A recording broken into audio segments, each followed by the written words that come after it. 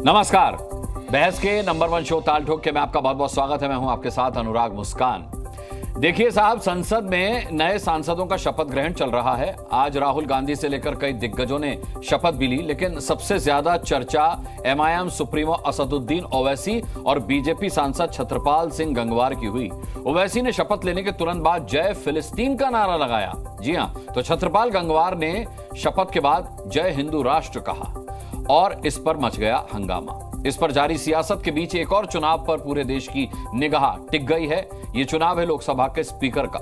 सरकार और विपक्ष के बीच स्पीकर पद को लेकर सर्वसम्मति नहीं बन पाई, सहमति नहीं बन पाई। उसके बाद इंडिया गठबंधन ने कांग्रेस नेता के सुरेश को स्पीकर चुनाव में उतार दिया, जो एनडीए के उम्मीदवार ओम बिरला को चुनौती देंगे। कल सुबह 11 बजे इसका फैसला हो जाएगा कि 18वीं लोकसभा का अध्यक्ष कौन होगा।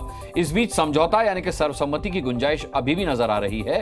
कांग्रेस नेता केसी वेणुगोपाल ने कहा है कि अगर डिप्टी स्पीकर का पद विपक्ष को दिया जाता है तो स्पीकर पर विपक्ष एनडीए कैंडिडेट ओम बिरला का समर्थन करेगा। यही शर्त कांग्रेस नेता राहुल गांधी ने भी लगाई थी, लेकिन एनडीए इसे मानने को तैयार नहीं है। बीजेपी अध्यक्ष जेपी नड्डा ने जवाब देते हुए कहा कि स्पीकर का शर्त चुनाव जो है वो शर्तों के साथ नहीं होता है। मोदी सरकार में मंत्री पीयूष गोयल ने भी विपक्ष पर शर्त थोपने का आरोप लगाया और कहा कि विपक्ष के डिप्टी स्पीकर की परंपरा नहीं है। इस बीच टीएमसी ने लोकसभा स्पीकर के लिए के सुरेश की उम्मीदवारी को लेकर कांग्रेस को घेर लिया। टीएमसी सांसद अभिषेक बनर्जी ने कहा है कि हमसे इस बारे में कोई संपर्क ही नहीं किया गया, कोई बात ही नहीं की गई। दुर्भाग्य से यह फैसला उन्होंने एक तरफा बताया। तो क्या विपक्ष ओवर कॉन्फिडेंस में ऐसे कदम उठा रहा है या फिर संख्या बल में पहले से मजबूत विपक्षी दल सरकार पर प्रेशर बनाए रखने की रणनीति अपना रहे हैं? और क्या उनकी यह रणनीति कामयाब हो पाएगी? ऐसे ही सवालों का सामना करेंगे आज हमारे पैनलिस्ट और हम उनसे सवाल पूछेंगे ताल ठोक कर। लेकिन उससे पहले ये रिपोर्ट देख लीजिए।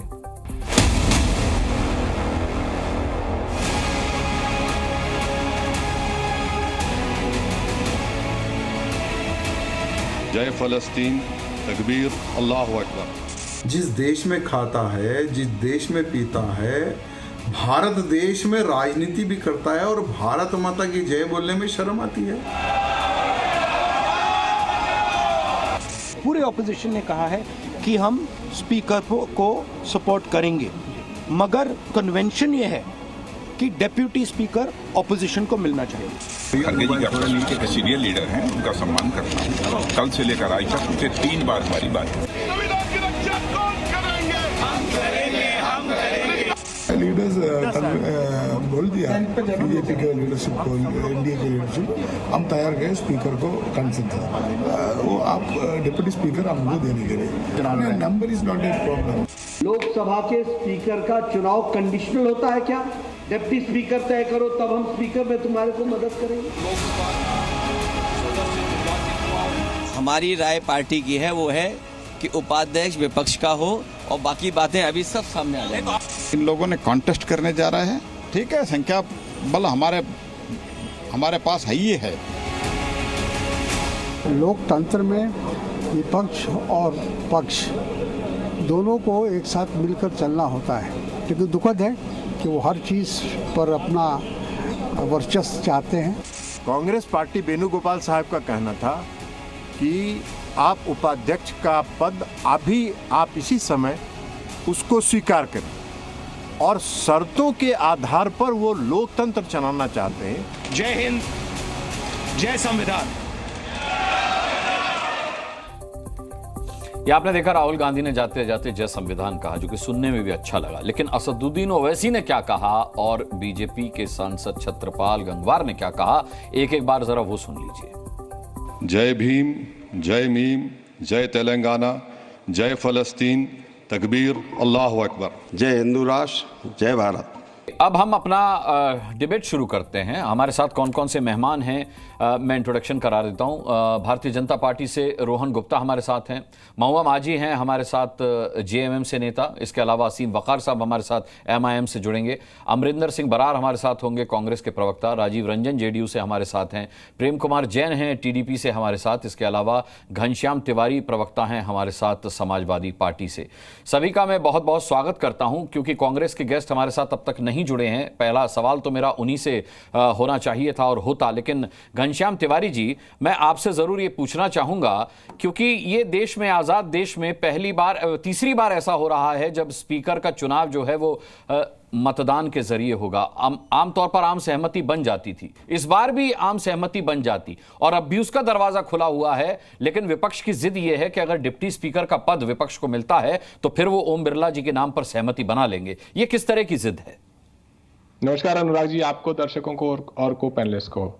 आज भी देश का युवा, देश की बेटियां, देश के किसान, देश के दलित, पिछड़े, अल्पसंख्यक, देश में हर कोई जो चाहता है कि सरकार उसके जीवन में तब्दीली लाए, बेहतरी करे, वो जनादेश के रूप में इस सरकार के खिलाफ खड़ा है। उससे लगता है कि यह सरकार किसी तरीके से मेजॉरिटी में आ गई है, लेकिन सच में उसका विश्वास इस सरकार पे नहीं है। और इसलिए नहीं है कि पिछले 10 सालों में इस सरकार ने तानाशाही के, घमंड के एक से एक क्रूर कारनामे किए। संसद के साथ क्रूरता की, देश की मीडिया के साथ क्रूरता की, किसानों के साथ क्रूरता की, छात्रों के साथ क्रूरता अभी भी कर रहे हैं, बेटियों के साथ क्रूरता की, लेकिन संसद से क्या क्रूरता की, जिसके चलते जरूरी है कि डेप्यूटी स्पीकर होना चाहिए। 10 साल में जितने इतवार नहीं होते हैं उससे कम दिन संसद आहूत की गई। गुजरात के चुनाव के लिए संसद के सत्र को डिले कर दिया गया। अपने ही अघोषित सहयोगी दल AIADMK के माध्यम से संसद के वेल में जाकर के हंगामा कराया गया। इलेक्टोरल बॉन्ड जैसे स्कैंडलस स्कैम को संसद में बिना किसी बहस के पास किया गया। तरह तरह के कानून पास करते समय इन्होंने 147 सांसदों को निलंबित कर दिया। जिस तरह की संसद में क्रूरता चल रही थी, उसके साथ साथ देश के प्रधानमंत्री ऐसे आते थे जैसे संसद नहीं आ रहे हैं, किसी बारात में आ रहे हैं, और भारतीय जनता पार्टी के सांसदों की तरह नहीं, चमचों की तरह उनकी बैंड बाजा बारात का हिस्सा दिखाई देते थे। अंतिम बात बोलूंगा, आपके दर्शकों को लगता होगा कि डॉक्टर मनमोहन सिंह, जो कि कम बोलते थे, बहुत पढ़े लिखे थे, वो सबसे कम बोलते होंगे संसद में। 10 साल में जितना नरेंद्र मोदी जी संसद गए नहीं है, बोले नहीं है, उससे ज्यादा डॉक्टर मनमोहन सिंह ने बोला, उससे ज्यादा स्वर्गीय अटल बिहारी वाजपेयी जी ने बोला। एक प्रधानमंत्री जो औसतन साल में 3 बार संसद में बोलता है, 3 बार, प्रधानमंत्री एक रैली में 6 बार बोलते हैं, 6 बार कपड़े भी बदलते हैं। तो ये जो लोकतंत्र को अपने घमंड में तानाशाही बनाने का प्रयास किया गया, उसके खिलाफ ये जनादेश है। और मैं देख रहा हूं कि जब से संसद आहूत हुई है तब से अमूमन डिप्टी स्पीकर रहा है सिर्फ एक घमंडी, तानाशाही, चंद पूंजीपतियों के लिए काम करने वाली, चंदालो धंधालो वाली पार्टी की सरकार ही है जो संसद में डिप्टी स्पीकर नहीं चाहती, जो नहीं चाहती कि ऐसा डिप्टी स्पीकर हो जो मर्यादा ला सके। वरना जिसको ये लोग स्पीकर बनाना चाहते हैं, उसने तो मर्यादा के चिथड़े उड़ाने के सारे कीर्तिमान बना रखे हैं, चाहे भाषा की या अन्याय की, चाहे। और कल वोटिंग में जीत गए वो, तो क्या करेंगे आप? हम तो ये सरकार को बताना है कि सरकार को क्या करना है। जब से सरकार ने ओथ ली है, उस समय से लेके आज तक सरकार के चेहरे पर केवल कालिख पुती हुई है। पेपर लीक की कालिख पुती हुई है, देश में रेल हादसों की कालिख पुती हुई है। अभी आप देखिए जो राम मंदिर इतने अपने इवेंट के रूप में इन्होंने भगवान राम को प्रस्तुत किया, उस मंदिर में पानी टपकने की और पूरे अयोध्या में पानी होने की कालिख पुती हुई है।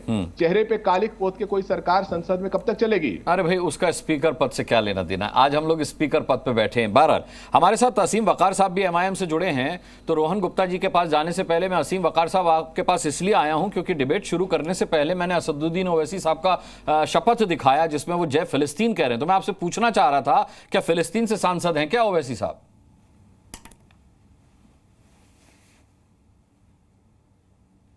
नहीं, तो एक गंगवार साहब ने कहा है, उस पर भी आऊंगा मैं, उस पर भी आऊंगा, छोड़ूंगा नहीं उनको भी। नहीं, सुनिए तो सर, अब सवाल यह है कि फिलिस्तीन वाला नारा जो है वो तो कार्रवाई से हटा दिया गया, तो हिंदू राष्ट्र वाला नारा क्यों नहीं हटाया आपने? जवाब तो देश पूछ रहा है ये, और देश पूछेगा आपसे। बिल्कुल, वो सवाल पूछेगा, लेकिन इस सवाल का जवाब तो दे दीजिए कि हटाने की नौबत क्यों आई, नारा दिया क्यों गया? मैं आपसे पूछ रहा हूं कि हिंदू राष्ट्र का नारा जो लगाया गया, क्या हिंदू, ये तो मैं रोहन गुप्ता से पूछूंगा भाई, पर आपके सांसद ने जो नारा लगाया उस पर स्पष्टीकरण तो आपसे पूछूंगा। भाई आप पहले जवाब दीजिए। हमारे सांसद का नारा आपने कार्रवाई से हटा दिया, हिंदू राष्ट्र का नारा क्यों नहीं हटाया? क्या प्रधानमंत्री जी हिंदू राष्ट्र मानते हैं उसको? आप चाहते पहले इस सवाल का जवाब ले लिया जाए। सारे चैनल एतराज इस बात पे कर रहे हैं, सुनिए सर, सारे चैनल इस बात पे एतराज कर रहे हैं कि संविधान की किताब लेकर शपथ क्यों ले रहे हैं? अभी हमने तो एतराज आज नहीं की किया। खबर बता रहा हूं आपको। हमने नहीं 3 दिन पहले, सुनिए सर, 3 दिन पहले राजस्थान में जयपुर में एक कॉन्स्टिट्यूशन पार्क का उद्घाटन किया गया और कॉन्स्टिट्यूशन पार्क में प्रेम्बल ही बदल दिया गया। पढ़ा आप लोगों ने? जी।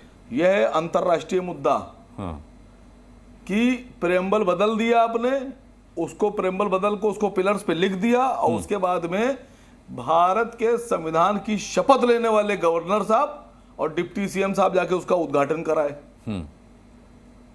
उसमें से सोशलिज्म और सेकुलरिज्म का शब्द ही हटा दिया।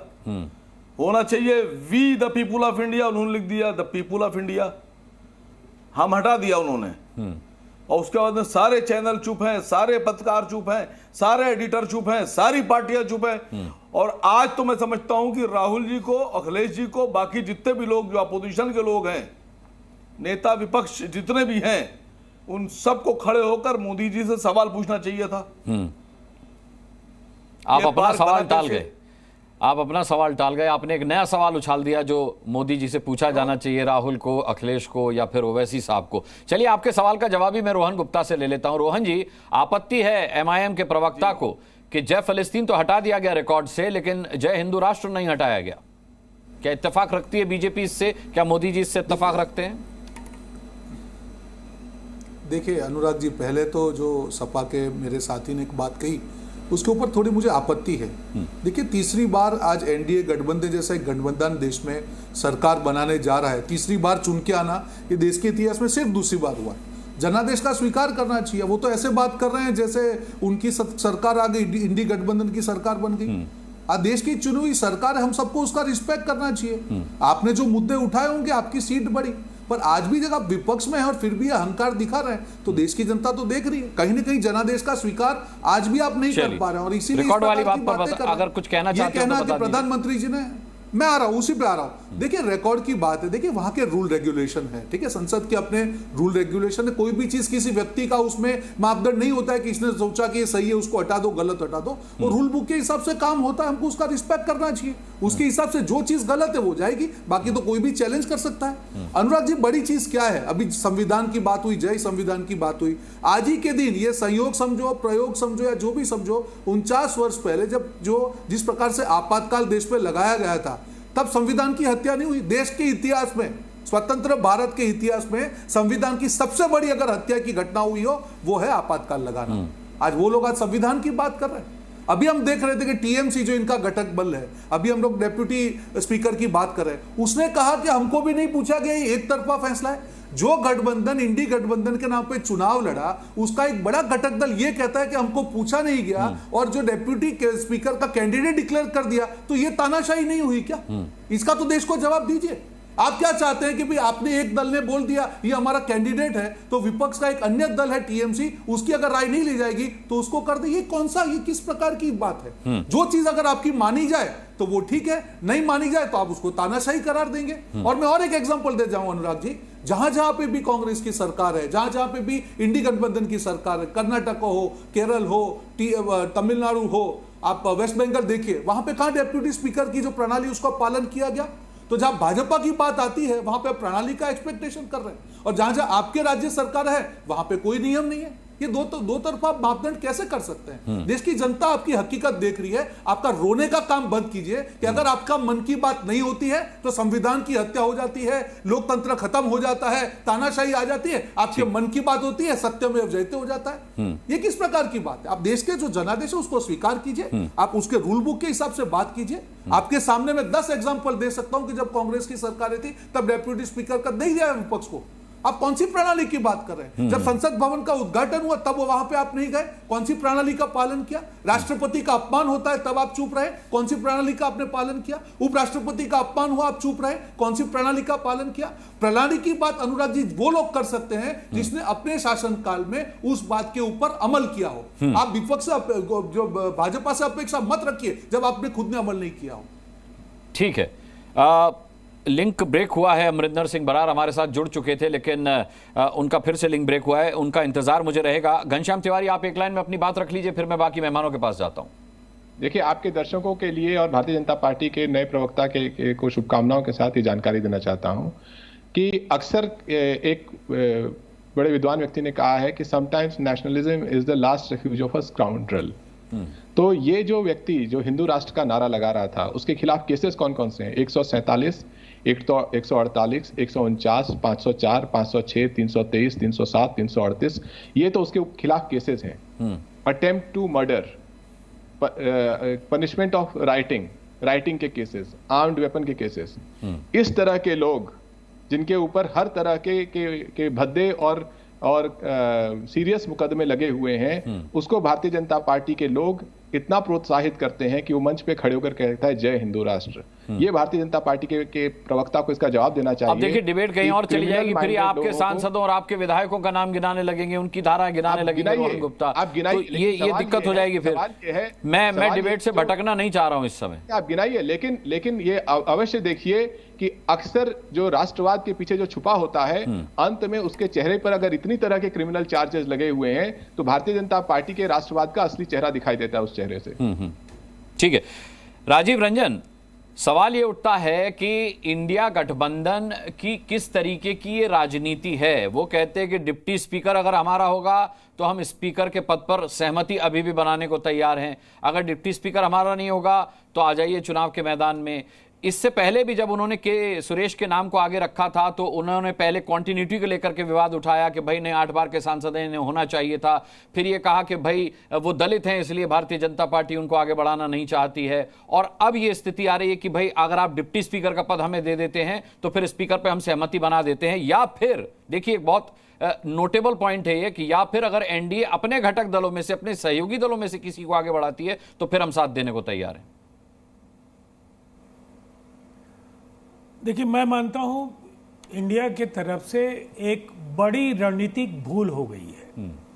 देखिए, इस मैंडेट के बाद ये लगने लगा था कि देश को एक सशक्त विपक्ष मिला है, लेकिन जैसे ही स्पीकर पद पर इन्होंने अपनी उम्मीदवारी तय की, टीएमसी के जो सुर हैं वो बदल गए और जो गांठें हैं वो खुल करके अब दिखने लगेंगी।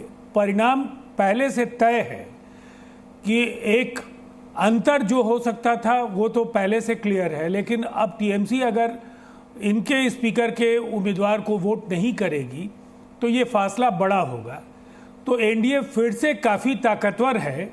ये जो हमारी ओर से जो दावे किए जा रहे हैं, इन दावों को बल मिलेगा और इसका विश्लेषण होगा, इसकी व्याख्या होगी। लगातार 48-72 घंटे तक इस देश के तमाम इलेक्ट्रॉनिक चैनल्स और प्रिंट मीडिया में इस पर बातें होंगी। मुझे लगता है जो एक अच्छी शुरुआत उनके लिए हो सकती थी वो आम सहमति के आधार पर सब जो उम्मीदवार एनडीए ने तय किया था उसके साथ उन्हें भी खड़ा होना चाहिए था। इसलिए कि अगर कोई नतीजा बदल पाने की स्थिति में वो होते, या जो उनकी उम्मीद थी कि वो टीडीपी या जेडीयू या ऐसे किसी पार्टी पर डोरे डालकर स्पीकर के पद पर कोई चुनौती पैदा कर पाएंगे, उसमें उन्हें कोई कामयाबी नहीं मिलनी थी। ये इसके बाद ये परिदृश्य बिल्कुल साफ है कि जब कल नतीजे सामने आएंगे और आप एक बार फिर पराजित योद्धा की तरह आप चिल्लाएंगे, संसद की विश्वसनीयता पर ग्रहण लगाने की कोशिश करेंगे, लेकिन इससे जो कुछ आप हासिल करना चाहते थे, जो एक परसेप्शन बनाने की आप कोशिश कर रहे थे, उसमें आप एक बड़ी जो रणनीतिक तौर पर जो आपसे गलती हुई है उसका नुकसान आने वाले लंबे समय तक आपको भुगतना पड़ेगा। बिल्कुल। प्रेम कुमार जैन साहब, मैं आपसे जानना चाहता हूं कि ये किस तरीके की राजनीति है कि विपक्ष कहता है कि जिस पार्टी को सबसे बड़ी पार्टी होने का मैंडेट मिला है हमें उसका स्पीकर मंजूर नहीं है, जिस पार्टी के 16 सांसद हैं अगर वहां से कोई नाम आता है तो हम सहमत होने को तैयार हैं। ये कहीं एक तीर से 2 निशाने वाली बात तो नहीं है जो राजीव रंजन जिसकी तरफ इशारा कर रहे थे? मुस्कान जी, सर्वप्रथम मैं जी न्यूज़ के सभी दर्शकों को नमस्कार करता हूं और जय जिनेंद्र। मैं मुद्दों से ना भटकूंगा, ना भटकाऊंगा, ना इधर उधर की बात करूंगा। मैं सिर्फ मुद्दे की बात करूंगा। बात है इस कि लोकसभा अध्यक्ष के चुनाव की। हम बात को कहां से कहां भटका रहे हैं। मैं सर्वप्रथम माननीय श्री ओम बिरला जी, के सुरेश जी को बहुत बहुत बधाई और साधुवाद देता हूं ये लोकतंत्र है, इसमें हर किसी को हक है लड़ने का, हर किसी को भी चुनाव में भाग लेने का हक है। नतीजा जो है कल सबके सामने आ जाएगा। सबको मालूम है कि एनडीए का लोकसभा स्पीकर बनने तय है, ठीक है, उनका हक है, उनको खड़ा भी होना चाहिए, इसमें कोई दो राय नहीं है। 26 जून को कल वोटिंग है और 11 बजे के बाद वोटिंग होने के बाद नतीजे सबके सामने होंगे। रही इस बात की कि विपक्ष के पास अब कोई मुद्दा नहीं रहा, मुद्दा विहीन विपक्ष है जिसको सिर्फ एक बार कैसे भी लाइमलाइट में आने के लिए कुछ ना कुछ बोलना है। मैं तो उनके लिए सिर्फ चंद 2 लाइनें बोलूंगा कि भंवर से लड़ो, भंवर से लड़ो, तुंद लहरों से उलझो, कहां तक चलोगे किनारे किनारे। अरे भाई कुछ तो आगे बढ़ो, कुछ तो स्वस्थ परंपरा के हिस्सेदार बनो, कुछ तो देश के लिए काम करो, कुछ तो मर्यादा की बात करो। हम सिर्फ सत्ता का सुख भोगने के लिए नहीं आए हैं, हम चाहते हैं कि हमारा जो गठबंधन है वो सब आपस में विचार विमर्श करके चले, एक अच्छे पक्ष की जो अच्छा लोग जो हमको पूरा सम्मान दिया गया है उसके साथ हम सभी दलों के विचार विमर्श करके अच्छी परंपरा का पालन करें, ना कि हम इधर उधर के बेफालतू की बातों में अपना टाइम वेस्ट करें। सिर्फ मैं मुद्दों की बात करूंगा और चंद्रबाबू नायडू साहब जैसा एक वरिष्ठ, तेज तर्रार और समझदार व्यक्ति के लिए जो भी निर्णय होगा वो बहुत सहज होगा और देश हित के लिए होगा। ठीक है जैन साहब, मैं लौटूंगा आपके पास। महुआ माजी भी हमारे साथ। महुआ माजी जी, क्या मतलब रह जाता है विपक्ष की उस लड़ाई का जब उसकी ही एक सहयोगी पार्टी टीएमसी कह देती है कि हमको विश्वास में नहीं लिया गया कि सुरेश का नाम आगे बढ़ाते हुए, तो फिर इस चुनाव का क्या महत्व रह जाता है? जैसा कि प्रेम कुमार जैन भी कह रहे हैं कि भाई इससे स्पष्ट हो जाता है कि कल वो के सुरेश के हक में वोट नहीं करेंगे टीएमसी वाले, तो फिर अब ये लड़ाई कितनी ताकतवर और कितनी कमजोर रह जाती है विपक्ष की, और क्या औचित्य रह जाता है इस लड़ाई का? देखिए, विपक्ष जैसे इंडिया गठबंधन में बहुत सारी पार्टियां हैं और तत्काल हर पार्टी का अभिमत पहुंचे ऐसी भी बात नहीं है। अभी रात भर का समय है, कल 11 बजे तक का, और अगर एक पार्टी कहती है तो निश्चित रूप से वो भी आगे विचार विमर्श करके उनके साथ आएगी। और जहाँ तक डिप्टी स्पीकर के लिए जीत करने की बात है तो इंडिया गठबंधन ने गलती कहाँ की है, क्योंकि अगर कांग्रेस में मान लीजिए के सुरेश जी जैसे 8 बार के सांसद हैं, वरिष्ठ सांसद हैं, और दूसरे किसी पार्टी के पास नहीं है, ना तो तृणमूल के पास है ना किसी के पास है, तो इसमें उनकी ये मांग कहीं से भी नाजायज़ नहीं है और दलित प्रत्याशी है, तो हमें हम सबको उनका समर्थन जरूर करना चाहिए। और पिछली बार हमने जो देखा कि एक साथ अगर आप सिर्फ लोकसभा की बात करें तो लगभग 100 सांसदों को निलंबित कर दिया जाना, उनकी अनुपस्थिति में कई महत्वपूर्ण बिल पारित कर लेना, और ये भी देखा गया कि जब विपक्षी सांसद बोलते हैं तो कैमरा उनकी तरफ फोकस न करके जो हमारे स्पीकर साहब होते हैं उन्हीं को, एक बार ऐसा भी हुआ कि जब राहुल गांधी जी बोल रहे थे तो 14 मिनट में से 11 मिनट सिर्फ स्पीकर को दिखाया गया। ये तमाम जो है इससे विपक्ष नाराज है, वो चाहती है कि उनका पक्ष रहने वाला स्पीकर भी उनके साथ रहे, और ये तो संसदीय परंपरा रही है डिप्टी स्पीकर की, तो मुझे लगता है ये होना चाहिए। और ऐसे भी अगर भाजपा चाहती है, भाजपा की सरकार, कि विपक्ष का साथ ले और विपक्ष को समर्थन हर बात में मिले, तो रही है तो पहली बात तो डिप्टी स्पीकर जी बोलिए आप अपनी बात पूरी कर लीजिए। जी मैं ये बोलना चाह रही थी कि जितने भी देश में जब भी कोई काम होता है, मान लीजिए नए पार्लियामेंट भवन की भूमि पूजन हो, उनमें गृह प्रवेश हो, कुछ भी हो, तो कहाँ विपक्ष से पूछा जाता है। अभी महात्मा गांधी और अंबेडकर साहब और शिवाजी महाराज की मूर्ति को उठा के पार्लियामेंट भवन के पीछे रख दिया गया, क्या वहाँ विपक्ष से पूछा गया था? क्या नेता अपोजिशन को भी बुला के, हमारे माननीय खड़गे जी को भी बुला के एक बार उनसे राय मशवरा नहीं करनी चाहिए थी? जब किसी भी बात में विपक्ष की पूछ ही नहीं है, जब अपनी मर्जी का ही कर रहे हैं, तो विपक्ष भी क्यों उनके हर बात में अपना समर्थन दे? उनका भी ये राइट है कि वो अपनी बात को रखे, और इस बार संख्या बल में भी विपक्ष बहुत अच्छी स्थिति में है, वो अपनी बात मनवा सकते हैं, क्योंकि पिछली बार जैसी स्थिति नहीं है कि आप 5 साल तक आप कोई भी डिप्टी स्पीकर रखे ही नहीं, बिना उसके ही आपने काम चलाया और अपनी मन मर्जी के मुताबिक हर कानून को आप पास करते गए। जितने भी काले कानून बने किसानों के लिए, उस पर भी आपने विपक्ष की राय नहीं ली, नोटबंदी में राय नहीं ली, लॉकडाउन में राय नहीं ली, हर चीज में आपने कहीं भी विपक्ष को अपने साथ नहीं लिया। आप माननीय राष्ट्रपति महोदय को इन्वाइट तक नहीं किए, उसमें भी आपने विपक्ष की राय नहीं ली। तो ऐसे करके ये बहुत ज़रूरी है कि विपक्ष अपनी राय रखे और उनका साथ मिले, इसके लिए हमने डिप्टी स्पीकर के लिए समर्थन दिया है। ठीक है मेरे साथ देखिए अजय उपाध्याय का हंसता मुस्कुराता चेहरा अब दिखाई देने लगा है कांग्रेस से। बहुत देर से इंतजार था अजय जी आपका, आपने आते आते बहुत देर कर दी, बहुत सारे सवाल इकट्ठे हो गए हैं आपके लिए। देखिए पहला सवाल तो मेरा ये है कि पता नहीं बहुत सारे लोगों को पता नहीं होगा कि पिछले हफ्ते पी चिदम्बरम साहब जो है ममता बनर्जी से मिलने के लिए कोलकाता गए थे, पश्चिम बंगाल गए थे। हालांकि इतिहास में मैंने कभी नहीं सुना कि कोई वरिष्ठ नेता कांग्रेस का वहां पश्चिम बंगाल गया हो ममता दीदी से मिलने। ममता दीदी जब यहाँ आती हैं तो मुलाकात सबसे करके जाती हैं, लेकिन क्या बात हुई, क्या मुलाकात में समीकरण बने वो मैं नहीं कह सकता। लेकिन अभी जो टीएमसी का रिएक्शन आया है के सुरेश पर, वो तो बड़ा हतोत्साहित करने वाला है कांग्रेस को। क्या समझा कर आ पाए पी चिदम्बरम साहब? मुझे लगा था बहुत सारे पॉइंट्स थे कि भाई राहुल जी को विपक्ष का नेता बनाने पर आम सहमति के लिए गए होंगे कि भाई सहयोग कीजिएगा, या फिर स्पीकर पद पर सहमति बनाने के लिए गए होंगे, लेकिन वो तो मना कर रहे हैं टीएमसी वाले कि हमसे पूछा ही नहीं गया, कि सुरेश जी का नाम डिस्कस नहीं किया गया, ये एक तरफा फैसला है। तो ये कितना बड़ा सेटबैक है कांग्रेस के लिए कल? देखिए के सुरेश जी का जो नामकरण अभी आया है इस पूरे प्रोसेस में, सबने देखा किस तरह से जब प्रोटेम स्पीकर की बात आई तो किस तरह से उनके वरिष्ठता को कहीं ना कहीं उनका हनन किया गया और वैसे व्यक्ति को बनाया गया जो प्रक्रिया के तहत जो है लोकतांत्रिक जो संवैधानिक परंपरा रही है उसको तोड़ने का काम सरकार ने पहला दिन ही किया। पहले दिन पहली क्षण पहली शुरुआत की। सरकार जो डेमोक्रेसी की बात और दिखावे करती है, उसी पार्लियामेंट के बाहर जो है प्रधानमंत्री जी लंबी लंबी लच्छेदार बातें किए लोकतंत्र के लिए और अंदर जाते परंपरा तोड़ दिया, पहली बात। दूसरी बात जो इनको लेकर के जो बात हुई है, निश्चित तौर पे सबको पता है खड़गे साहब के यहाँ राजनाथ सिंह जी की चर्चा हुई आपस में, और ये बात स्पष्ट था कि डिप्टी स्पीकर जो है कांग्रेस इंडिया अलायंस को दिया जाए, कांग्रेस की बात नहीं, सबके साथ हम लोग थे।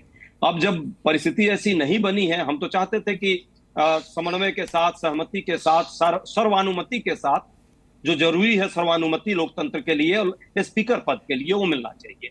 पर जब सत्ता पक्ष को इसकी जरूरत ही नहीं समझती, सत्ता पक्ष अहंकार में अभी भी डूबा हुआ है, और मैं मानता हूं कि यहाँ राजीव भाई है, राजीव भाई की इसमें कुछ नहीं चल रही है, टीडीपी की कुछ नहीं चल रही है। यदि उन लोगों की चलती तो निश्चित तौर पे ये लोग डेमोक्रेटिक लोग हैं। राजीव भाई आपके आने से पहले कह चुके हैं कि हमको दाना डालना बेकार है, हम नहीं टूटने। नहीं, मैं दाना डालने की बात नहीं कर रहा हूं। डेमोक्रेसी के सपोर्टर है राजीव भाई, टीडीपी वाले भी हैं, उन लोगों को ये बात पता है कि डिप्टी स्पीकर का पद एक परंपरा के तहत विपक्ष को मिलता रहा है। अच्छा, एक बात बताइए, मैं उसी परंपरा की बात कर रहा हूं। अजय उपाध्याय जी, जो परंपरा कांग्रेस ने बनाई है, अगर उस पर एनडीए चल रही तो क्या आपको इसमें बुराई नजर आती है? मैं आपको 84-85 याद दिलाता हूं, कल भी मैंने याद दिलाया था जब राजीव गांधी प्रधानमंत्री बने थे, 400 पार सीटें थी आपकी, तब आपने डिप्टी स्पीकर बनाया था क्या विपक्ष से? आपकी एकमात्र सहयोगी पार्टी थी अन्ना द्रमुक, डिप्टी स्पीकर आपने उसका बनाया था। आज आप क्यों इस तरीके की परंपराओं की दुहाई दे रहे हैं? आप इतिहास भी तो देखिए, आप अपना ट्रैक रिकॉर्ड भी तो देखिए, जो आपने सेट किया है उसी पर तो चल रही है आपकी सरकार। देखिए, बहुत अच्छा प्रश्न किया है। कांग्रेस पार्टी को 400 प्लस सीट थी, बावजूद जो है सहयोगी हो या विरोधी हो, पर हम दूसरे दल के व्यक्ति को डिप्टी स्पीकर बनाए, अपने दल के व्यक्ति को नहीं बनाए, पहली बात। आपने अपने सहयोगी को तो बनाया ना, आपकी एकमात्र सहयोगी अन्ना द्रमुक पार्टी थी, वो विपक्षी पार्टी नहीं थी। अनुराग भाई, हम आपकी अपनी सहयोगी पार्टी थी वो। अनुराग भाई, हम तो कह रहे हैं कि राजीव भाई के पार्टी को बना दीजिए ना, हमें कहाँ आपत्ति है। तो एक बात बताइए, फिर किस लोकतंत्र की आप बात कर रहे हैं, किस संसदीय लोकतंत्र की बात कर रहे हैं कि आप 241 वाली पार्टी, 240 वाली पार्टी जिसे सबसे ज्यादा मैंडेट जनता ने दिया है, उसका स्पीकर नहीं चाहते, 16 पार्टी वाले और 12 सांसदों वाली पार्टी का आप स्पीकर चाहते हैं? ये फिर आप किस तरह से संसदीय लोकतंत्र को मजबूत करने की बात? अनुराग भाई जिस चीज का उदाहरण दिया है, जस्ट उसी के साथ आपको इसको तुलना करनी चाहिए। यदि 404 सीट के आसपास राजीव जी की सरकार थी, हमारी पार्टी उस समय थी, फिर भी हमने डिप्टी स्पीकर को बनाया। और किसको बनाया? कांग्रेस पार्टी का व्यक्ति नहीं बना, ठीक है, सहयोगी था। मैं तो अभी भी कह रहा हूं, यहाँ तो मात्र 240 ही हैं, लेकिन अहंकार इतना है कि हम तो स्पीकर अपना बनाएंगे, और पिछली बार आपने देखा 5 साल बिना डिप्टी स्पीकर का चला लेंगे। हम किसी को नहीं बनाएंगे, झगड़ा ही नहीं शुरू हुआ ना, क्यों नहीं बनाएंगे? अरे अजय जी, डिप्टी स्पीकर पे झगड़ा शुरू कहाँ हुआ? नो, विपक्ष ने तो ये कहा कि स्पीकर भी अगर सहयोगी पार्टी का हो तो हम सहमत होने को तैयार हैं, टीडीपी का हो या जेडीयू का तो हम तैयार हैं, या फिर डिप्टी स्पीकर हमें दे दीजिए तो फिर हम ओम बिरला पर तैयार हैं। मसला तो ये है ना, लोकतांत्रिक प्रक्रिया में ये अभी तक की परंपराओं में तो यही रहा है। वाजपेयी जी से भाजपा के ही प्रधानमंत्री थे, कांग्रेस वाले नहीं थे। कांग्रेस के प्रधानमंत्रियों की उदाहरण आपको जितना देना है दे दीजिए, सब में हम आपके साथ खड़े हैं। लेकिन भाजपा के लोगों ने भी ये काम किया, पहली बार ऐसा हुआ है 2019 के बाद कि डिप्टी स्पीकर का पद ही खाली रह गया है। पहली बात तो ये। दूसरी बात, क्या 5 साल में एक व्यक्ति नहीं मिला इनको? ठीक है, हमारा नहीं बनाए, आप अपना ही नहीं करने की स्थिति में थे। क्यों? क्योंकि अहंकार था, हम पूर्ण बहुमत वाले, हम तो किसी को नहीं बनाएंगे। यही प्रश्न है। हम कहते हैं कि राजीव भाई की ही पार्टी को बना दीजिए किसी को, यहाँ भी तैयार आप नहीं है। यहाँ तक कि राजनाथ सिंह जी को उन्होंने कहा था कि भाई हम कॉल बैक करेंगे, बात होगी, सहमति बनेगी, और ये सहमति बनाने में क्या बुराई है? हम तो अभी भी कह रहे हैं आप अभी भी तैयार हो जाइए, लेकिन आप नहीं तैयार होंगे, आपको अहंकार है। वो कहावत है ना कि रस्सी वाली बात अब मैं नहीं कहूंगा, बट ये सच्चाई है कि जल गई रस्सी, ऐठन अभी भी बरकरार है प्रधानमंत्री जी का, वो 1/3 प्रधानमंत्री जी का। और राजीव भाई से मैं तो शालीनता के साथ कह रहा हूं कि आप तो डेमोक्रेटिक आदमी हैं, आप प्रधानमंत्री जी से मांगिए, बात कीजिए। ठीक है, स्पीकर पर उनको दिक्कत है, आप डिप्टी स्पीकर की बात कीजिए, लेकिन ये भी आप क्यों नहीं कर पा रहे हैं? क्योंकि ये लोकतंत्र में एक परंपरा रही है, परंपराओं का से भी लोकतंत्र चला है। ये संवैधानिक प्रक्रिया के तहत ही परंपराओं का बड़ा मान सम्मान होता है। लोक लाज से लोकतंत्र जो है ज्यादा। इतनी लगन आपने राजीव जी से तब लगा ली होती जब इंडिया गठबंधन बना था, तो फिर नीतीश बाबू को जाना नहीं पड़ता। अनुराग भाई, राहुल जी ने जो करना था उन्होंने ईमानदारी से इंडिया गठबंधन को एक साथ लाने के लिए प्रयास किया। जिसको जाना है उसको कोई रोक नहीं सकता, आज जिसको रुकना है वो हर परिस्थिति में रुकता है और लड़ता है। सत्ता के साथ कौन रहना चाहता है, सत्ता के माद में कौन कहीं ना कहीं डर जाता है, और कौन लड़ता है, या किसको सत्ता की लालच है। हमारे नेता ने लड़ाई लड़ी है, आपने देखा है, निरंतर निर्भीक होकर के, निडर होकर के और ईमानदारी से। उनको भी सारी चीजें आई, उन पर मुकदमे हुए, उनको 55 घंटे बैठाए गए, फिर भी उन्होंने जो है राजनीतिक प्रक्रिया में, लोकतंत्र में जनता के आशीर्वाद को समझकर वो जनता के मुद्दों को सड़क से संसद तक उठाए। मैं अजय जी, ये बड़ी विडंबना है कि जब वो दामन छोड़कर चले गए तब आपको मोहब्बत हुई उनसे, जब तक वो दामन पकड़े बैठे रहे तब तक आपने उन्हें नाराज ही रखा। नीतीश बाबू साफ कांग्रेस का नाम लेकर के अलग हुए थे इंडिया गठबंधन से। भाई, आज भी उनके प्रति प्रेम है, मैं हाँ, मैं समझ रहा हूँ, नेता मानता हूँ। बस वो खुद वो जो मैं समझ रहा हूँ। राजीव जी, बड़ी लगन लगी हुई है कांग्रेस की आपसे अब भी। जी हाँ, आप ही के पास आ रहा हूँ। असीम बकार साहब, आता हूँ आपके पास। जी राजीव जी, देखिए, सबसे पहली बात है कि अब ये सबको पता है कि इंडिया गठबंधन से नीतीश कुमार जी ने अलग होने का फैसला क्यों किया। देखिए, मैं उसको दोहराऊंगा नहीं। अब जो एक अवसर था कांग्रेस के पास, उन्होंने उसे उसी समय गवा दिया था जब इंडिया गठबंधन के अंदर नीतीश कुमार जी ने कुछ बातें कही थी, और उस समय अगर उनकी रणनीति पर कांग्रेस की हामी होती तो निसंदेह ये और बेहतर तरीके से एकजुटता की ओर कांग्रेस बाकी दलों को समेट पाती और एक व्यापक जनादेश की ओर भी वो बढ़ पाते। लेकिन अब वो ट्रेन छूट गई। अब सच्चाई ये है कि आपको अपोजिशन के लिए मैंडेट मिला है, और परंपराओं की चर्चा हम क्या करेंगे। 2014 में भी AIADMK के पास डिप्टी स्पीकर का पद था, तो आप कहेंगे कि सहयोगी दल का सवाल, तो राज्यसभा में तो एक सहयोगी दल के तौर पर हमारे कोटे में ही उपाध्यक्ष हैं हरिवंश जी। एनडीए ने तो उसको बिल्कुल ही बरकरार रखा है। इसीलिए एनडीए गठबंधन के अंदर कोई असमंजस का भाव नहीं है। अब आपके सामने चुनौतियां हैं कि जिसको संभालने में आपको पूरे चुनाव कितनी कठिनाई हुई होगी। जब आप पार्टी आपके खिलाफ पंजाब की सभी सीटों पर लड़ रही थी, जब लेफ्ट आपके खिलाफ कांग्रेस के खिलाफ जिस तरह से केरल और बंगाल में चुनाव लड़ रहे थे, तो ये जो बड़ी चुनौती है, टीएमसी का एक तरफा ऐलान हो गया, हम अलग अलग सीटों पर लड़ेंगे, और उसके बाद जो ताज़ा आपका ऐलान हुआ, उम्मीदवार आपने तय किया और वो टीएमसी बिदक गई। मुश्किल रास्ता आपका शुरू हो रहा है, और एक बड़ी गलती आपसे हुई है। एक तरफा ऐलान बगैर टीएमसी जैसे दलों को विश्वास में लिए अगर आपने किया है, तो जो एक भ्रम की स्थिति है कि आपके पास नंबर्स काफ़ी अच्छे पहले के मुकाबले आए, लेकिन मैंडेट आपको एक मजबूत विपक्ष का ही मिला था। उस मजबूत विपक्ष के अंदर जो विरोधाभास और जो विसंगतियां हैं, उनको संभालने की चुनौती है। स्पीकर पद तो आपको नहीं मिलेगा, आपकी मुश्किलों का सिलसिला जो है वो शुरू होने जा रहा है। भाई राजीव रंजन कह रहे हैं कांग्रेस की ट्रेन छूट गई। अजय उपाध्याय, आप अपनी ट्रेन छूटने के बाद भी इनको एयर टिकट और बिजनेस क्लास देने को तैयार हैं, लेकिन वहां टीएमसी आपकी आरएसी कंफर्म करने की बजाय कैंसिल किए दे रही है। देखिए अनुराग भाई, हमारी बेशक ट्रेन छूट गई हो, लेकिन ये तो मालगाड़ी पे चढ़ गए। समस्या ये है, आपको जो है बुलेट ट्रेन पे चढ़ना था, आप मालगाड़ी पर चढ़ गए। जनता ने आपको चाहा था कि आप बुलेट ट्रेन पर आए और मुद्दों पर, जनता के मुद्दों पर, जनता की लड़ाई को संसद से सड़क तक उसी रेल मार्ग के माध्यम से ले जाएं। नीतीश जी रेल मंत्री भी रहे हैं, इसलिए मैं बात करता हूं, और उन्होंने अच्छा रेल मंत्रालय अपने समय में संभाला था। आज रेल की क्या हालत है, रेल का खेल कैसा चल रहा है, दुर्घटनाओं का रेल हो गया है, सबने देखा। ये सबसे बड़ा जनता का मुद्दा है। बात जो टीएमसी की आपने की है, बात सच है कि टीएमसी हम उनके साथ चुनाव में नहीं रह पाए, लेकिन एक ब्रॉडर पर्सपेक्टिव में जो है ये भी बात तय है कि वो मोदी जी के साथ नहीं है, और निश्चित तौर पे समय और परिस्थितियों के साथ सबको आना पड़ेगा। उनको विधानसभा चुनाव में जाना है भाई, मोदी जी को नाराज करके कैसे जाएंगी दीदी? हमें नहीं, विधानसभा में तो उनको भी पता है कि मोदी जी को यदि वो खुश करने लगेंगी तो वो बाहर हो जाएंगी हमेशा के लिए, तो ये काम वो नहीं करेंगे। लेकिन एक दरवाजा तो खुला रखेंगे। विकल्प हमेशा राजनीति में विकल्प का एक दरवाजा खुला रहता है। जो उपाध्याय, आपने तो 2 दरवाजे खोले हुए हैं, टीडीपी के लिए, जेडीयू के लिए। नहीं, हमने जो है दरवाजे तो हमने कभी न बंद किए न खोले। दरवाजे वो खोले हुए हैं या खिड़कियां वो खोले हुए जिनको आना जाना है।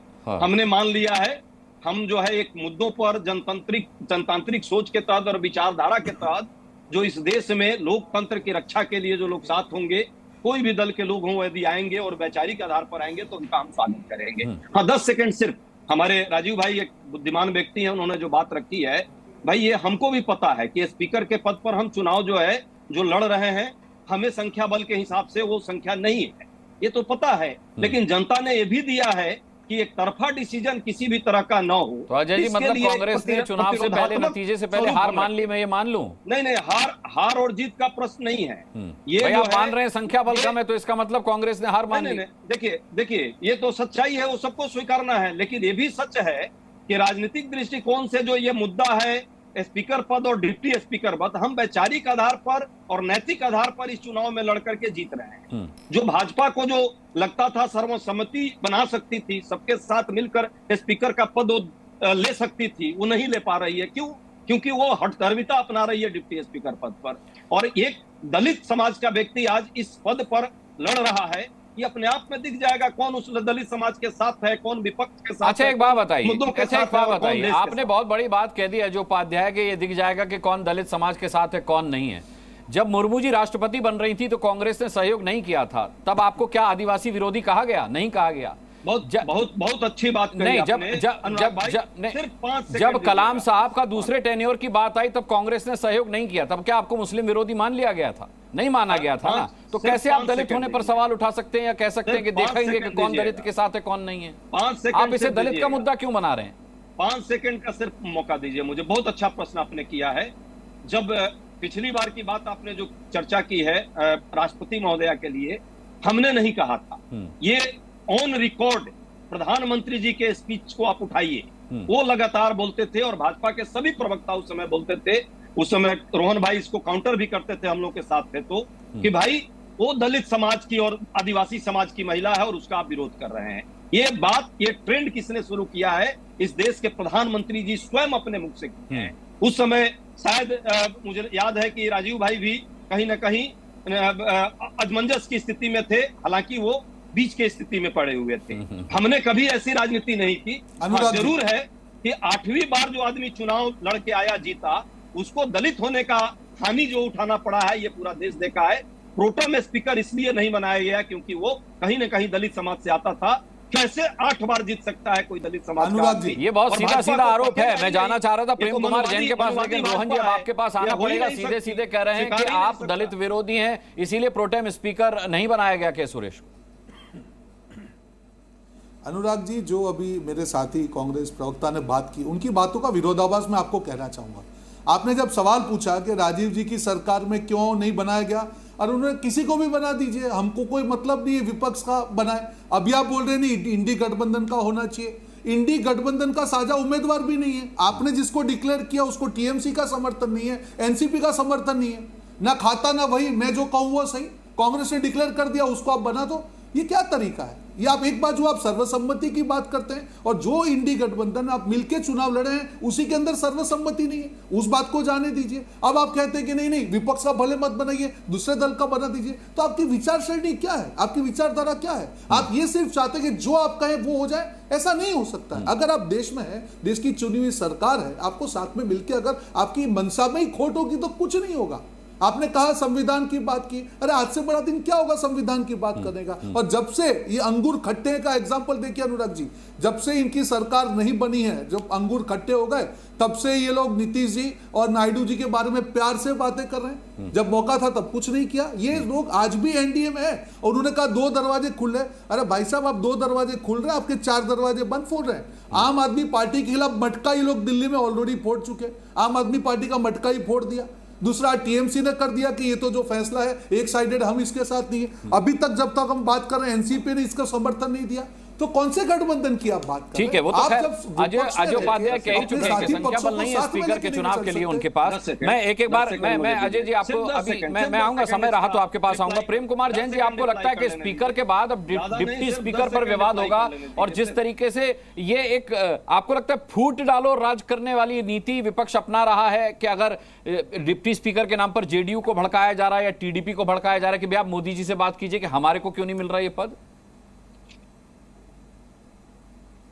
अनुराग जी, मैंने आपके प्रोग्राम में कई बार कहा है कि आप थोड़ा सा अनुराग तेलुगु देशम पार्टी की तरफ भी रखें और थोड़ा समय हमको दे तो हमारी मुस्कान भी बनी रहे। जी खैर, मैं यही बोलूंगा कि डिप्टी स्पीकर या जो भी स्पीकर का चुनाव है वो संविधान के हिसाब से जो सर्वसम्मति से होगा वही किया जाएगा। संख्या बल के हिसाब से जिसकी संख्या बल ज्यादा होगा डेफिनेटली उसकी सरकार बनेगी, उसमें लोकसभा का स्पीकर बनेगा। इसमें इनको बोलने का, आज कांग्रेस को बोलने का अधिकार ही नहीं है और इसके प्रवक्ता तो पहले ही हार मान चुके। वो तो खुद कह रहे हैं कि हम हारने के लिए तैयार बैठे हैं। अरे आप हारने के लिए तैयार बैठे तो इतनी लंबी चौड़ी बहस क्यों कर रहे हैं? आप पहले ही जब हार गए, जो आदमी चुनाव लड़ने से पहले हार स्वीकार कर ले, उससे बड़ी और मैं सोच गिरी हुई सोच नहीं मान सकता। ठीक है, उनकी अपनी सोच है, लेकिन मैं यही बोलूंगा कि इनका अपना काम है विपक्ष का पार्ट निभाना, वो निभाते रहेंगे। इस तरह के समय की कमी है प्रेम कुमार जी, लेकिन हम सब परंपरा के साथ आए हैं। मुस्कान जी दे दीजिए, मैं लेट से जुड़ा। देखिए, बात समझिएगा, बहुत मौका आपने देर से दिया मुझे, मैं अपनी बात अगर इजाजत हो तो रख दूं। जी जी जी। नहीं, देखिए आपने देर से मौका दिया। मैंने आपको मौका दिया था सर, लेकिन आपने सवाल पूछ लिया रोहन जी से अपनी बारी पे। जी सर अरे सुनिए सर, बर्बाद मत कीजिए वक्त। कांग्रेस वाले सेकुलरिज्म की बात कर रहे हैं और दलितों की बात कर रहे हैं। जैन साहब माइनॉरिटी के हैं और ये सेकुलरिज्म पे सवाल खड़ा कर रहे हैं, टीडीपी वाले। देखिए, भारत की सरकार में इस वक्त एक भी मिनिस्टर मुसलमान नहीं है। अब मैं पक्ष से और विपक्ष से दोनों से कह रहा हूं, ये टीडीपी वाले जो हमारे भाई हैं, इनके राष्ट्रीय अध्यक्ष जी नमाज तक पढ़ते हुए दिखाई देंगे। तो मैं दोनों से कह रहा हूं, सत्ता पक्ष से और विपक्ष से जी, कि डिप्टी स्पीकर मुसलमान क्यों नहीं हो सकता। मैं कांग्रेस से कह रहा हूं, सवाल पर इस डिबेट को अंत करूंगा। घनश्याम तिवारी जी से माफी के साथ मैं अगली बार ध्यान रखूंगा सर, आज समय की मेरे पास कमी है। आज कांग्रेस के प्रवक्ता हमसे बहुत देर से जुड़े, इस वजह से आपको समय कम दे पाया। बहरहाल ताल ठोक के में शामिल होने के लिए सभी पैनलिस्ट का मैं बहुत बहुत धन्यवाद करना चाहूंगा। जी न्यूज़।